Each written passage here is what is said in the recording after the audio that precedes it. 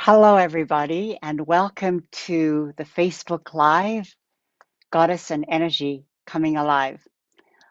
I am your host, Yukiko Amaya, and I have been having an amazing time conversing with all these wonderful, powerful, thoughtful women who have been responding to this calling of offering themselves and their energy work into the world for healing. Um, for healing. Healing means to make whole, and in the different pathways. I am really fascinated by this question of what is healing. The first time I was encountered with this question was when, goodness, maybe about it was in the early 90s, so 30 years ago.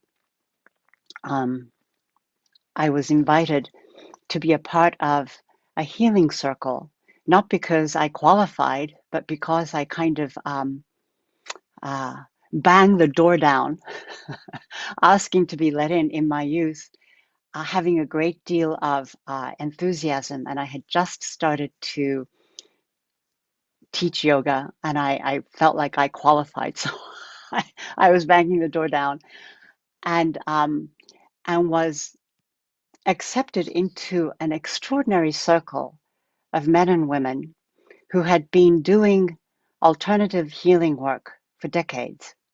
And the question, what is healing, was really an open-ended question where people entered into conversation about their experiences, what it brought, and what is wholeness. Some people approached the healing work by listening to the stories of the people who came to them for healing. And in that process, there was a sharing of stories. And somehow the person who had come for the healing, finding a lost part of their story and being able to create a wholeness in that moment. You know, I feel that all of us have this yearning to find a wholeness in our story of our lives, of our, well, of our life, but sometimes it feels like we have many lives. And we look, maybe, through books, through mentors, through seeing other people, um, looking for something that really corresponds to what we want. And in the early days, it might be responding to things that we think we want because of society, because of our family or our culture, pointing us in that direction at that particular time in the story or the history of wherever you are. And as we move through our lives, I feel that we are challenged by different events. Some might be personal, some might be social upheaval. There is a chaos, a challenge of something that happens. Maybe it might be undetectable from the outside. Maybe it might look like a complete breakdown. It happens to different people in different ways. And in that moment, a doorway or a portal opens. There's a crack that happens um, in the smoothness that we try to create of our life. Um, and that crack is the invitation from life to perhaps venture into this other place that we might not know anything about. So today, um, I want to introduce you to this really, for me, is an amazing young woman whom I encountered in my Priestess of Avalon training in Glastonbury. And she seemed so young to me in the very beginning. And yet throughout the training, I started to really see the old soul in her, and how a person, and many people were like this in the training, how a person starts to transform when they um, respond to a calling from the depth of their souls and face it with great courage and integrity, because it's not easy. It's not an easy path always. So Elsa Field is a soul singer. She is a sound healer and a temple priestess of the Glastonbury Goddess Temple. She is passionate about spreading the love of Goddess into the world and to reconnect with our wild, soulful selves through the resonance of human voice. I really want you to hear this. Through the resonance of human voice. Let that sink in. Yeah? As a lifelong singer, she has been practicing and teaching for over 6 years as a sacred musician to bring healing and empowerment to individuals, and running women's groups and song circles. Song circles. She was called to dedicate her life to Goddess in 2018 and is a priestess of Avalon. However, that's not all. She also holds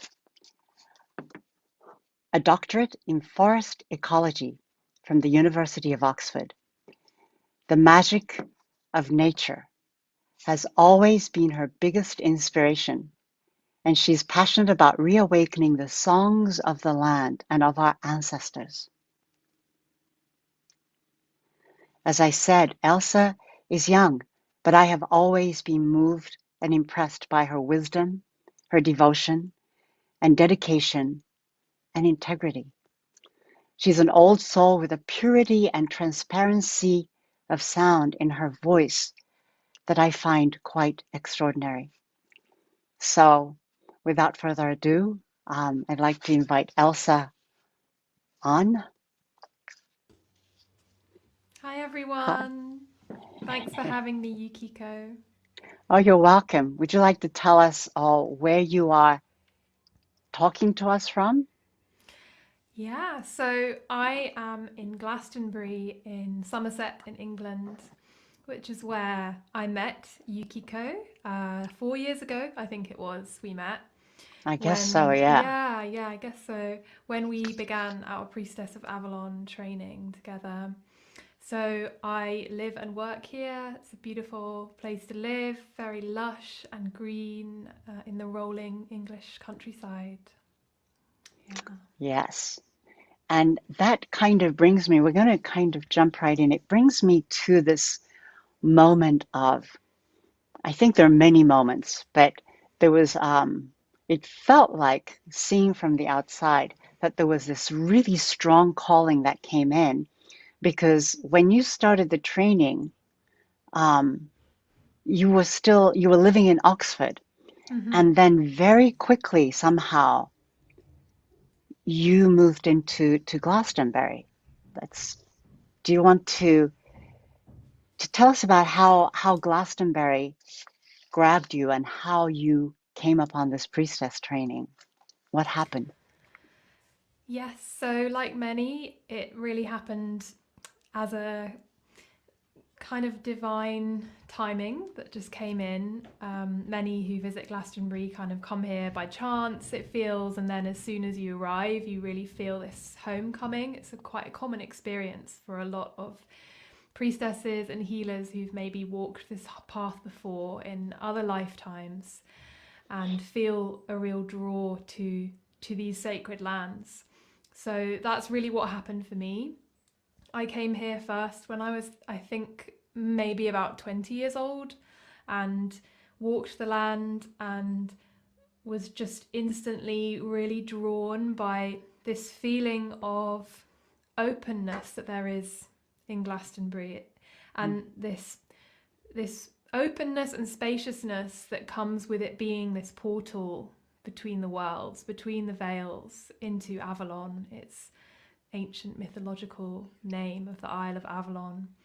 So it just really pulled me in. And in Glastonbury, we kind of have this saying, have you had your Glastonbury experience? Because a lot of people who come here are almost like repelled straight away by the intensity of the energies. It can kind of go either way for a lot of people. Either people are drawn here and they want to stay forever and ever, or it brings them really deeply into a lot of places of pain and wounding because the divine energy is so strong here. It's such a power point on the planet that you can't run away from the teachings of your own soul when you come here. So that's the feeling that I have, definitely, and it's challenging at times to be here.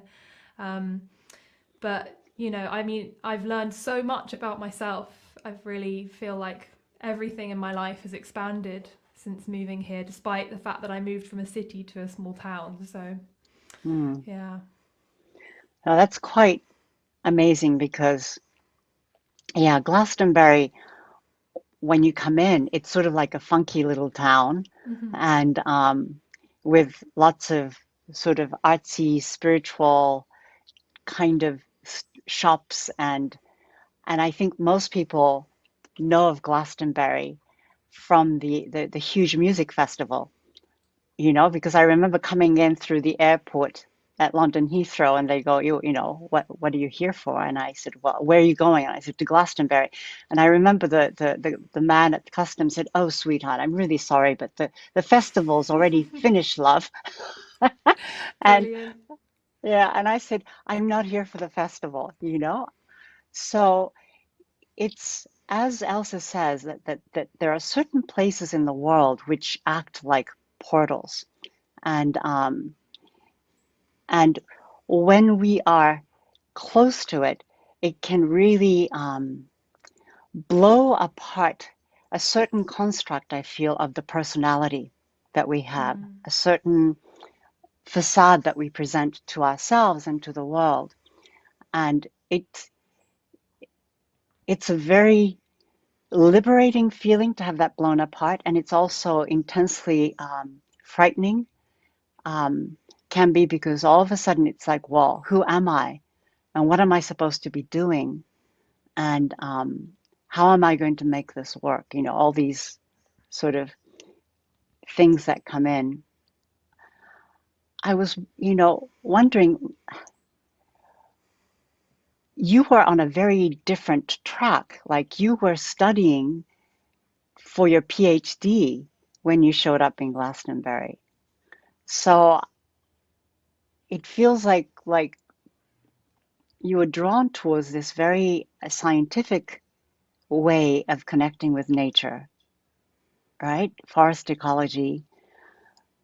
And there was this other thing. So do you want to just kind of touch on that, how it was working within you? What drew you into such a very, very high intellectual way of studying and coming in also to start working towards being a priestess? How did that Mm. all kind of come together? Yeah, sure. I mean, it's a really big topic for me that I'm still integrating, it feels. Hmm. A lot of people ask me sometimes, like, how do you walk these two paths simultaneously? And I think it is challenging. It is challenging, definitely.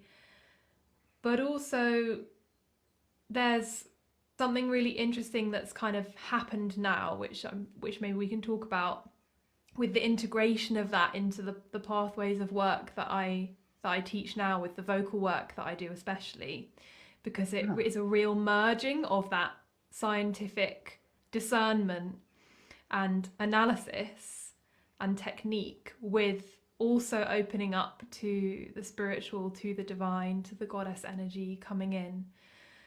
So that is one way in my life where those two energies are fusing together. I think it's a kind of, for there might be a way of phrasing it that's better. I'm not saying I necessarily agree with using these terms, but it does feel like a kind of fusion of divine masculine and divine feminine energies at times within me, in that the way in which I was raised was very much focused on the traditional kind of masculine archetypes of achievement and success and how to make a difference with the gifts that I have. Mm. And so the natural pathway for me was to really hone my analysis and scientific skills, because that was naturally what I was bright at doing.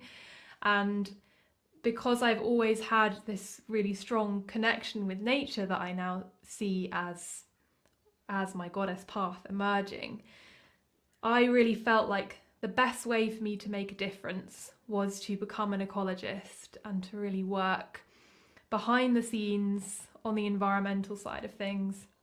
And I do still think there are huge merits to that path, and I know loads of amazing ecologists that are making a huge difference. But I think what happened to me is just that I totally expanded my consciousness of what I was actually capable of creating. And the traditional academic structures and mindset felt very limiting to me after a while. There's a very linear chain of achievement, and there's a very set way of doing things and a set way of ticking boxes and gaining the approval of people who are more superior to you, and it's very hierarchical, very patriarchal basically. Mm. And it just literally got to the point where, even though I loved my subject and I loved talking about my subject with my colleagues at meetings and conferences, it also did sometimes feel like we were speaking a completely different language. Like, the more that Mm. I developed my goddess path, the more that I met people like you and other amazing women and men doing this work, it really expanded my vocabulary, and my actual use of the English language changed so much that I really couldn't communicate with my scientific colleagues in the same way. It was so interesting. I would say one thing and then I'd start to realize they were all looking at me in a really, like I was totally crazy. It Uh-huh. just, yeah, it just wasn't going to work. That path, that traditional path, just wasn't possible. That's, that's really fascinating because it's, with the goddess path, and of course I think of people like Starhawk, you know, who has been a real activist in terms of ecology and the connection with the earth, and how she's weaving that together in her unique way, to bring about consciousness. And I feel that it's such a gift to have somebody who is so cold to the path of the priestess, who also has the capacity to be able to speak and understand the scientific language um, of the forest, that you can go into the forest and receive the music and the song and have the capacity and the training to be able to listen to it, and to know that what we are seeing and sensing and feeling is just a very limited spectrum of the entire bandwidth that's out there. Hmm. And that by training to open to other world, to open to and people, other world is essentially the unseen. There's a seen and the unseen world. Um, of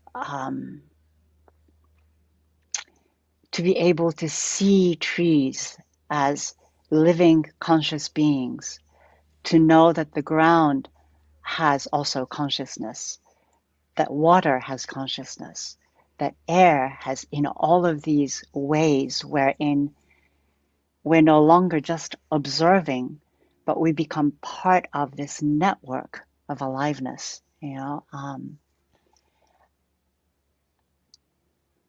I just can't wait for you to, really, as you're knitting these things together, to to lead us, to lead people into the forest, for example, Hmm. and teach us how to listen and sing with nature. And at the same time, to be able to tell us what's happening with the trees, what's happening with the sap, what is the relationship, or what is the ecology of this forest, you know. I want you to start offering courses like that. Yeah, yeah, I love it. It's a great idea for sure. Yeah, I think there's something amazing that happens when you can expand your consciousness to the level that you can really actually tune in with non-human beings as well and perceive in a really respectful, non-controlling way how they're sensing and feeling, and it's totally possible. I mean, during my field Mhm. work, I would spend like 8 hours a day just counting bugs on leaves. And it's quite incredible what happens when you start to just totally zone in with the tiny little intricacies that are occurring Wow. underneath an oak leaf. It is mind blowing. I mean, if you live in a country which has oaks in, they're some of the most biodiverse trees on the planet in terms of the invertebrate life that they can host on them. So in temperate climates, that is, if you literally in late summer look underneath an oak leaf, you will see a huge variety of herbivore species that are all munching away and having babies and doing amazing things under there. Yeah, it's quite incredible. How do you feel like that capacity and that way of seeing um, touches or in a way inspires or influences your healing work, you know, Hmm. um, that knowing that biodiversity is there. I mean, how does it enter? Do you feel? And I know we're just talking about the things um, t- as an inquiry. So it's not as if there's ready-made answers or anything, but I'm just curious. I've always been a curious person. I'm wondering how does that affect you, you feel, in I your think priestess it's work? I think it's really key a really key way in which I tune in to goddess and in which walking the lands of Avalon here the goddess of these lands is the Lady of Avalon, and it's really through her nature and walking her land that I feel this expantiousness. I think it is that expanding the consciousness into these realms, into the realms of non-human, of etheric, of above and below, and everything that's going on. And the science that I studied was ecology, so this is the science of the interconnectedness between organisms. And that's always been the most interesting thing for me is how can all of these organisms coexist on the planet and yet they're all different and have different specialities. And I love to know the names of things. For me, I find that really empowering in understanding the intricacies between things. For instance, wildflowers or woodland plants, it's really amazing to know the names of these things, because then I'll be weeding in my garden and I'll suddenly see like, oh, this is an ancient woodland species. I'm going to leave that. It's not a normal weed, It's just these very little things that actually, for me, really enrich my life. And everyone is different, right? For some people, that might be the formation of clouds if you're a meteorologist or someone really geeky about Right. the weather. It doesn't have to be the natural world, but for me it's an expansion beyond this physical body of my human self. It enables me to expand into other dimensions and realms, and I think it's given me unconscious spiritual muscle that I didn't actually realize that I had until I started using it in different ways. Oh wow. Talk about that a little bit more. That's fascinating. So, a lot of the work that I do with my teachers now and the work that I do with my students as well is really focused on visualization. So, for instance, visualizing your chakras spinning, and through that expansion of the chakras, really expanding your capacity to receive divine messages and your capacity to visualize things like restrictions and tightness in the body easing, visualizing that pain leaving the body, really strongly visualizing it, bringing it into manifestation for your own self, for your own soul, and therefore it becoming your reality. So Mm. through that visualization process, we can manifest real deep healing on the soul level. And in the science work that I do and that I've done, there is so much visualization that we do as scientists because we're creating experiments and creating hypotheses and outcomes that haven't happened yet, and really looking ahead into the future and writing the story of the study we're about to do. And just like in that inner work, you're like rewriting your own story, or you're like projecting into the future of what you want to create. So all of that planning and analysis, which is really detailed on that kind of for me it was like designing forestry experiments. I now use that in the kind of anatomical self-healing processes that I do and that Oh I teach wow. others. Wow, that's yeah. Yeah, yeah. So I see now what you mean when you said that Mm. it was almost like developing your spiritual muscle because you were exercising that. And I'm just going to jump over to some of the comments that came in.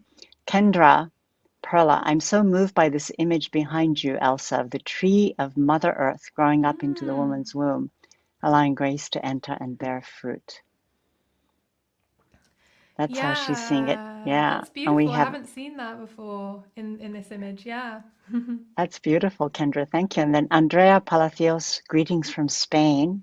Hi, And she's Andrea. saying that the parallel between science and spirituality is really, really fascinating. Oh, Kendra is saying, behind me, behind me. Wait a Mm. minute, behind me, the tree of Mother Earth. Oh yes, that's the banner I think for Earth that you're seeing, Kendra. Yeah, it's these are beautiful banners of the eight directions of what we call in when we are calling in and connecting with the goddess. And Andrea is no, Kendra is from Colombia. Okay, wow. And if there's anybody else, listening in, please let us know where you are listening in from. Oh, Deb. Hi, Deb. This is so powerful. Great, great. Yes. And Deb is also, somebody who studied criminology and art history Mm. at the Amazing. same time Wow. and spiritually open. Yes. It's it's really fascinating in a way, that as women, and also there are men, I'm thinking about John Matthews, who is a scholar in Celtic spirituality and lore, who himself experienced this amazing connection in with the she, with the people of the she, the people of the fairy world, and he was shown this glyph to utilize as a way to open the portal between this world and the other world, and how that experience um, really shifted something within him, so that there is always the scholar, the scientific, and the mystic that can live together.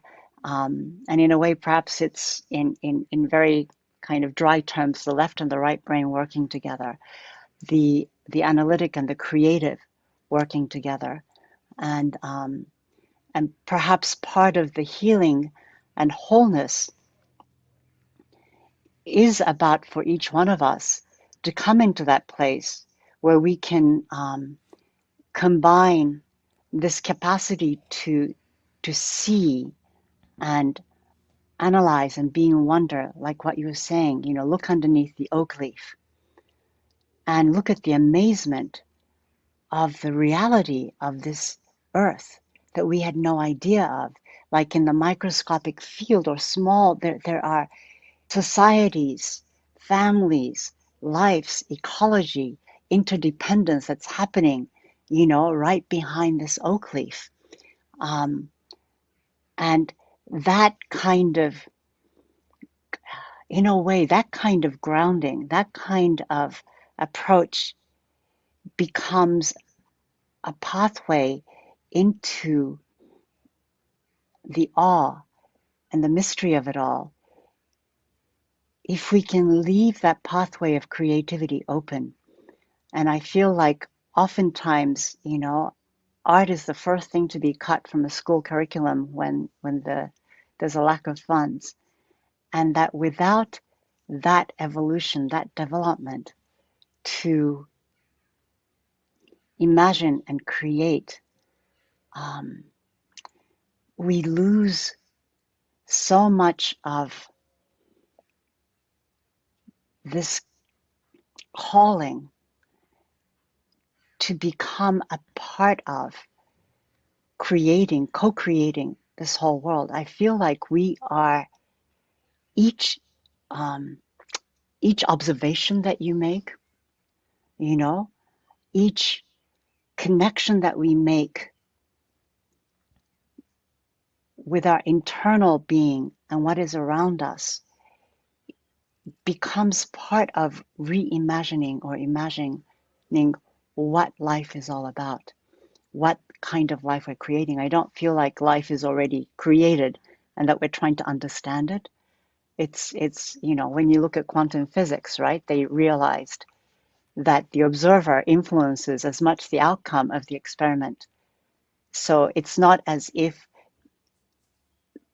what the this mechanical vision of the universe that um, started looking at the universe as something. What was it? It was Maxwell's devil, right? Maxwell's devil who could calculate everything. If you could create Maxwell's devil, I forget what century that was in, like 17th or 18th century, then you would know everything that was ever going to happen. And there was this fascination with the mechanistic way the world was going,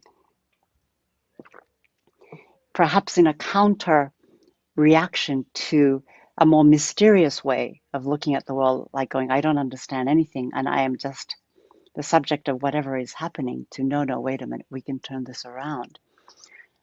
And now coming to a place where no, we are co-creators. We are a part of, we are not the masters.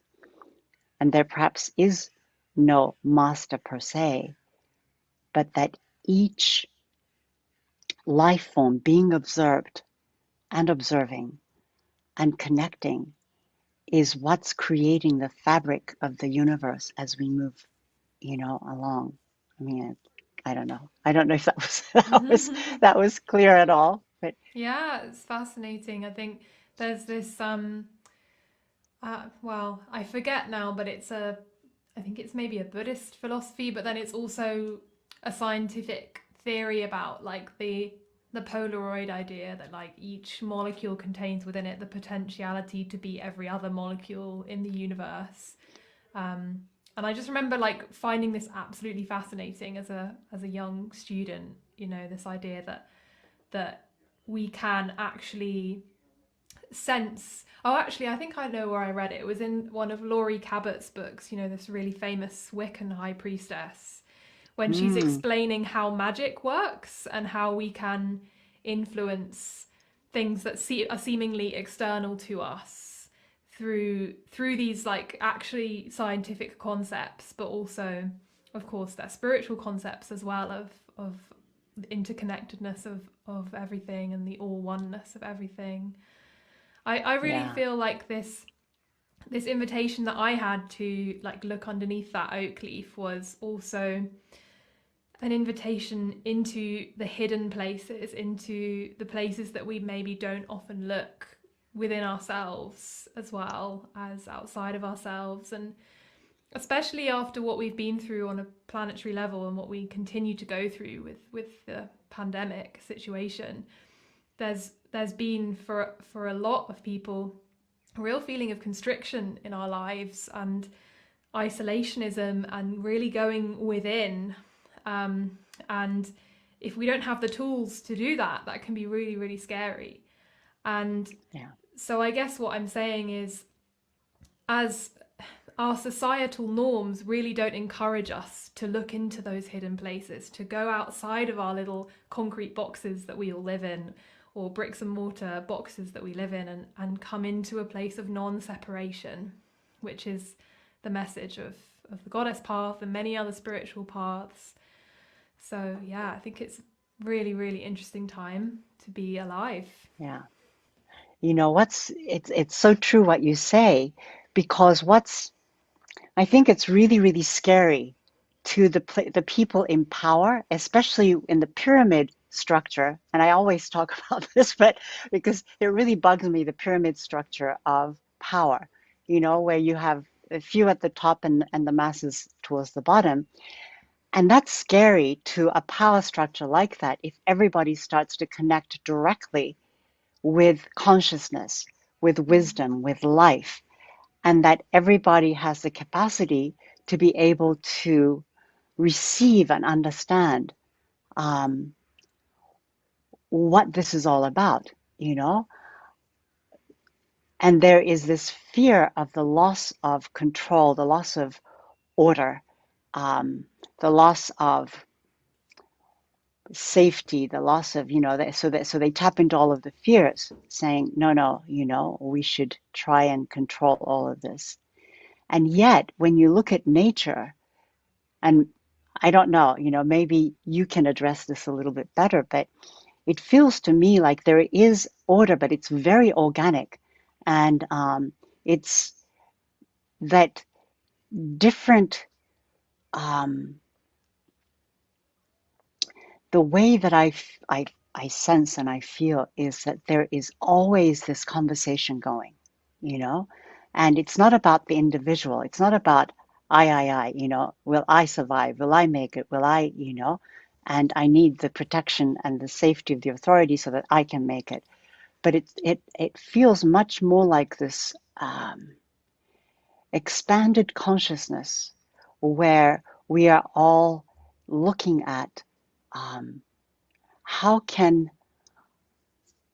we support each other in a way that might not create a huge amount of ease and wealth for just one tiny corner of a species, but that there is a sharing and a recycling and a movement. It's such a different way of understanding my worth, my life, and the worth of life in general than what we have at the moment. And and I, you know, the pandemic was really dreadful, and at the same time, it brought a lot of those issues to the fore. I feel, you know, and it was sort of like the what in English, I guess we like to say, the wake up call Hmm. of all that is not working and all that is not functioning. Hmm. Yeah, yeah, Yeah, I totally agree. I mean, yeah, I feel like we could just talk and talk about just that topic, you know, because it's yeah, ongoing as well.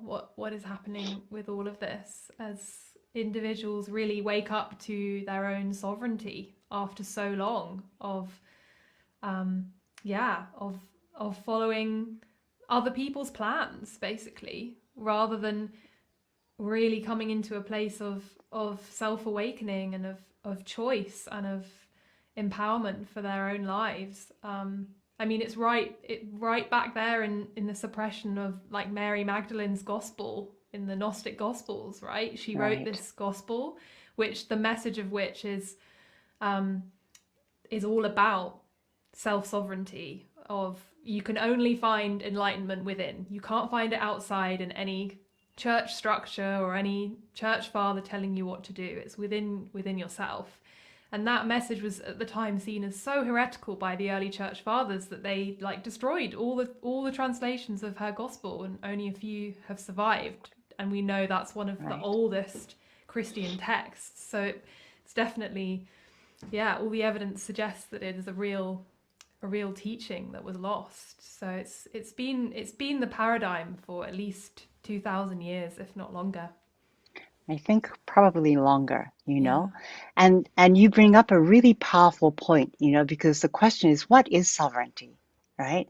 And it's a really deep question. Mm. And it's a question of that question, who am I? Why am I here? What is life all about? These are these questions that, and sovereignty isn't only about, what was the question that was, does this benefit me? Is this good for me?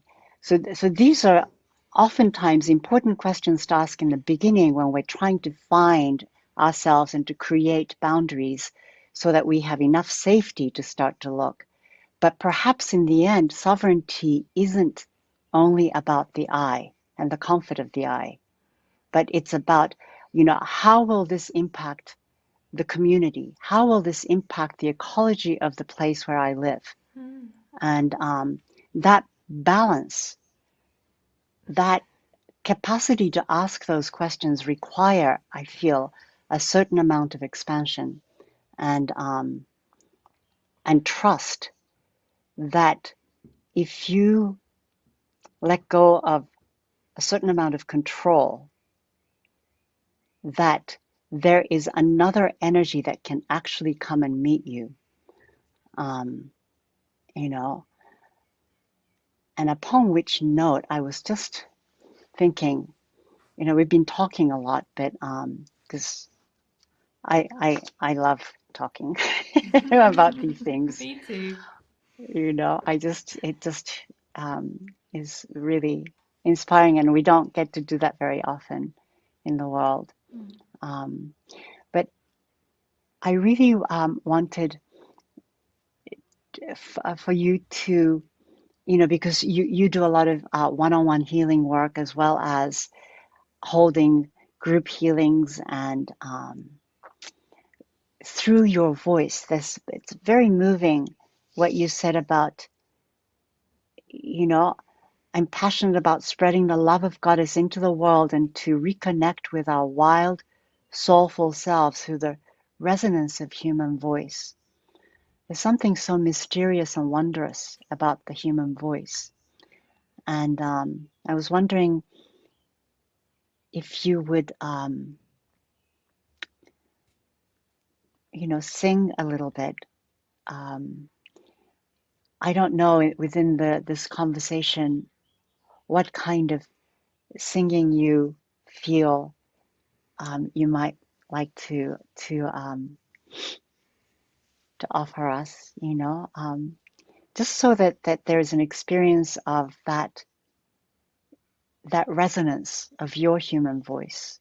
Mm. And is that okay? And Yeah, yeah, I don't know if you'd like to absolutely. say something before, if you'd like to say something about what you're going to offer, or if you just want us to listen, let us know.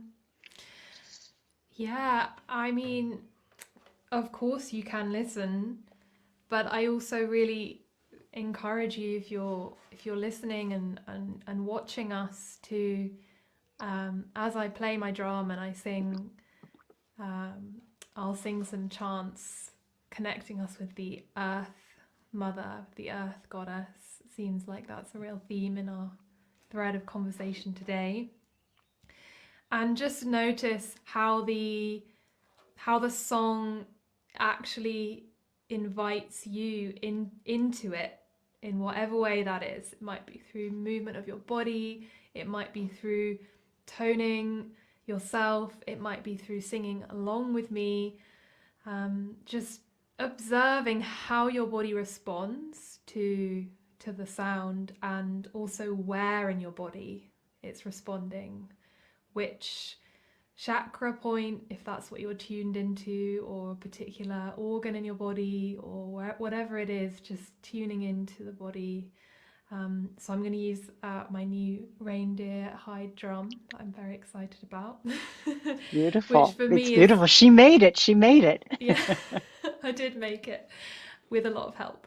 Um, but yeah, it for me, it's very powerful to sing with the drum, because this is something that human beings have done since the dawn of time. Drums have been found in every continent of the world, like every culture archaeologically, they found drums, often with female remains. Like we know that women were drummers in the community, and there are amazing cave art of women drumming and all sorts of incredible things to look into if you have the time.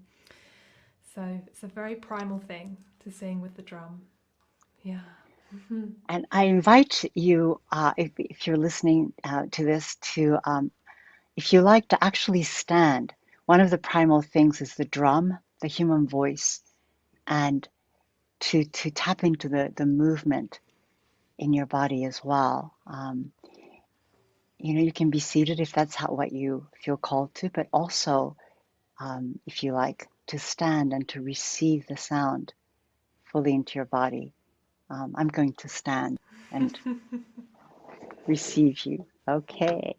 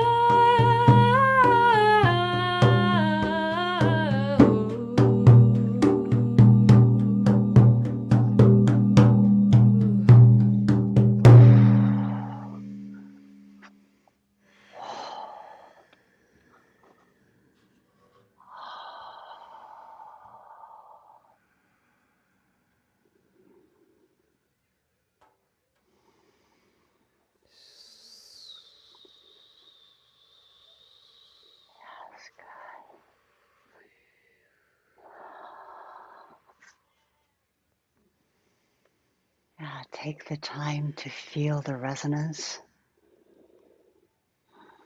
in your body.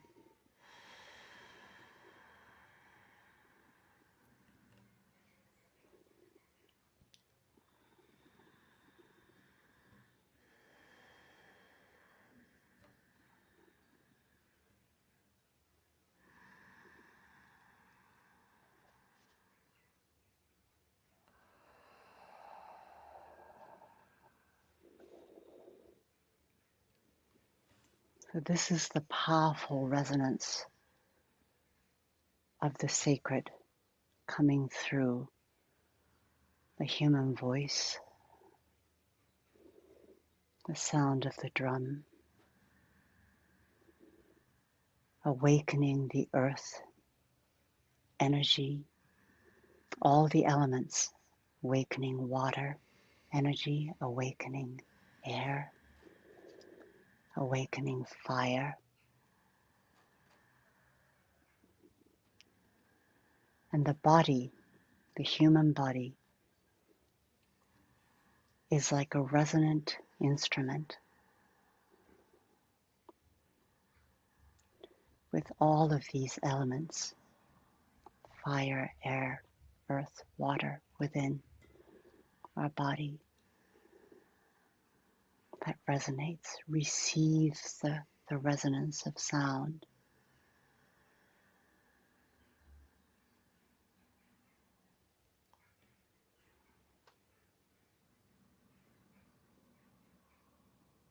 Mm.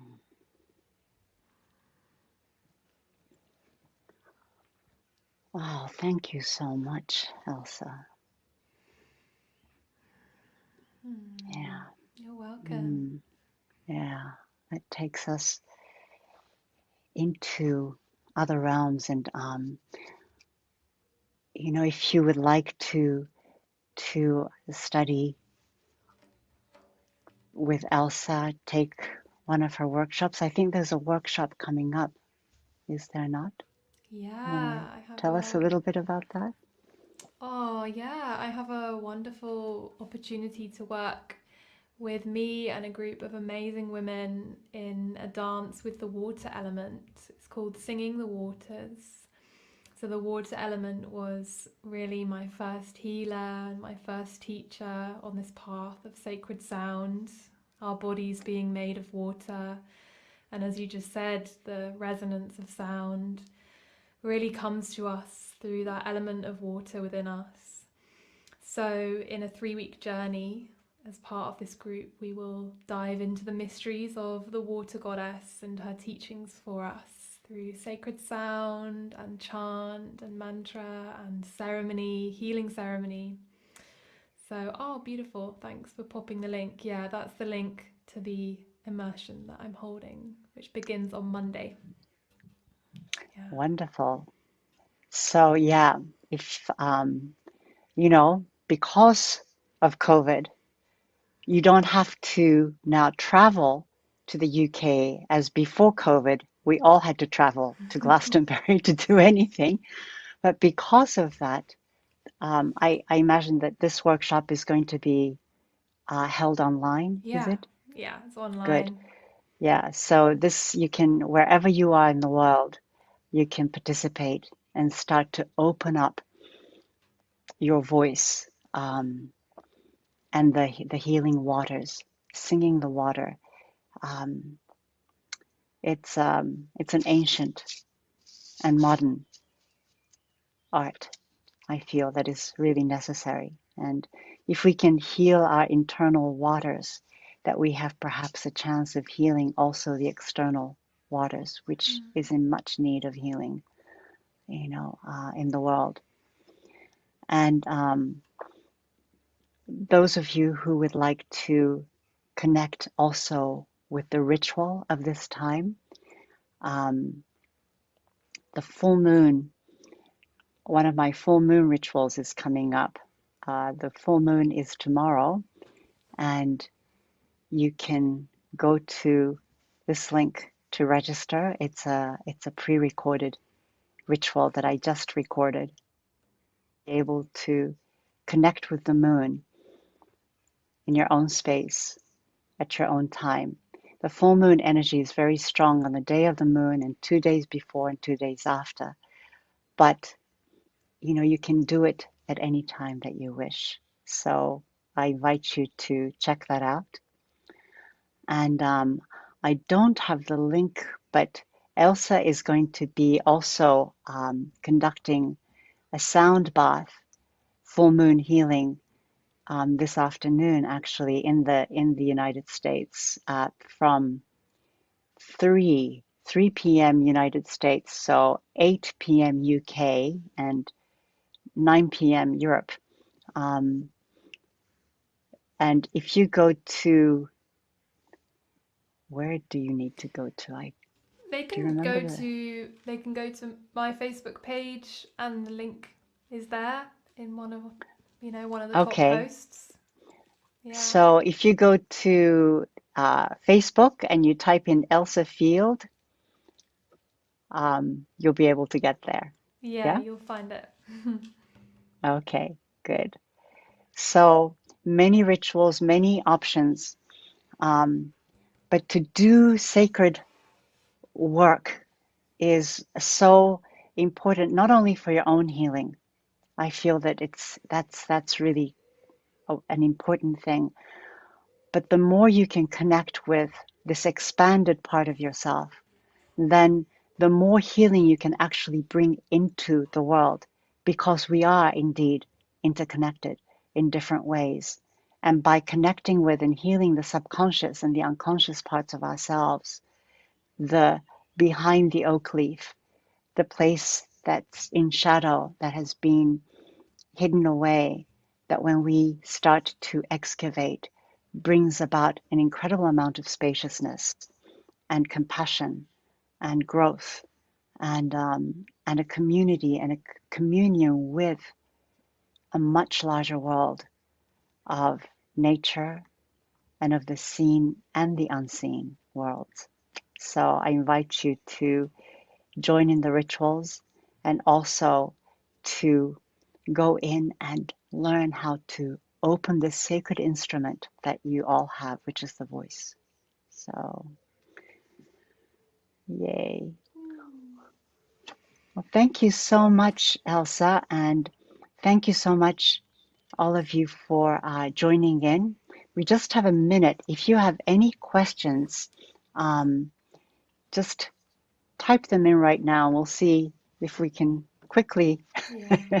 very quickly respond. Oh, hi, Linda, joining late. Yes.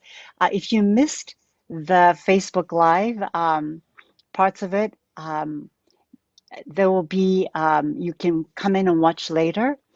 Um, it will also go up on my YouTube channel at My Goddess Path on YouTube, or if you go to mygoddesspath.com and go to musings and click on the video part, all of the past Facebook Lives are up there. And this one will also be going up, and you can enjoy it at your own pace. All right. Okay. So thank you so much, Elsa, for jumping in and for so generously and graciously, leading us on such a beautiful sonic healing journey. Oh, Um, it's a pleasure and an honor. Yeah, thank you for having me. oh, you're so welcome. And Andrea says, no questions right now, just grateful for you both sharing with us. Thank you so much. Mm. And yeah, thank you. Thank you for listening.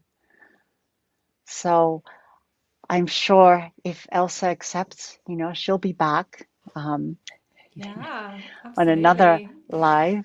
I might be transitioning the live um, in fall, or maybe doing both to a podcast so that it can be listened to at any time, anywhere. But Fabulous. that's kind of in the ether. Goddess Mm. is kind of going, so and we'll Yeah, see. amazing. All right. Well, thank you again. And thank you, everybody, for joining in. And thank you, Elsa. Big, big love. Mm. Huge love. Huge love. Okay, bye bye. Bye Bye. bye.